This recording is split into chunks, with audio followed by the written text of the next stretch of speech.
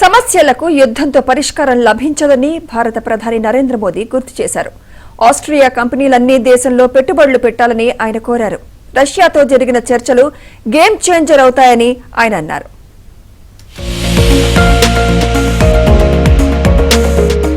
ప్రధాని నరేంద్ర మోదీ రష్యా పర్యటన ముగించుకుని ఆస్ట్రియా వెళ్లారు. అక్కడి ప్రధాని క్లార్క్ నెహ్మెర్ తో భేటీ అయ్యి పలు ద్వైపాక్షిక అంతర్జాతీయ అంశాలను చర్చించారు. భారత ఆస్ట్రియా సంయుక్త వర్తక సంఘం ప్రతినిధులతో కూడా ఇద్దరు నేతలు సమావేశమయ్యారు.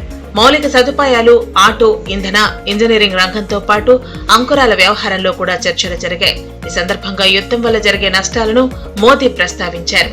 About the Ukraine war, and he has clearly said in public to President Putin in a friendly and respectful manner that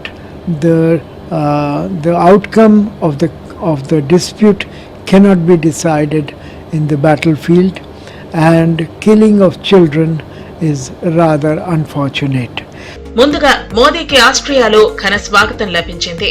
భారత జాతీయ గీతాన్ని కూడా ఆలపించారు. ప్రవాస భారతీయులతో కూడా మోదీ సమావేశమయ్యారు.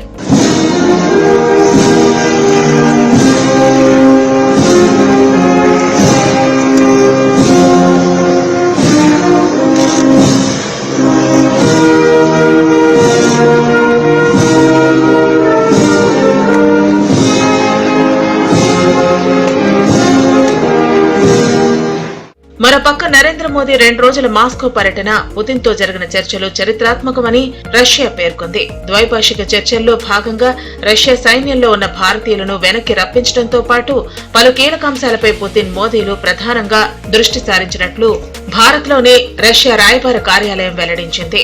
మోదీ పర్యటనను యావత్ ప్రపంచం ఎంతో ఆసక్తిగా గమనించిందని, ఇరు దేశాల మధ్య వాణిజ్య విస్తరణ, స్థానిక కరెన్సీలో చెల్లింపులపై ఇరువురు నేతలు ప్రధానంగా చర్చలు జరిపారని విశదీకరించింది.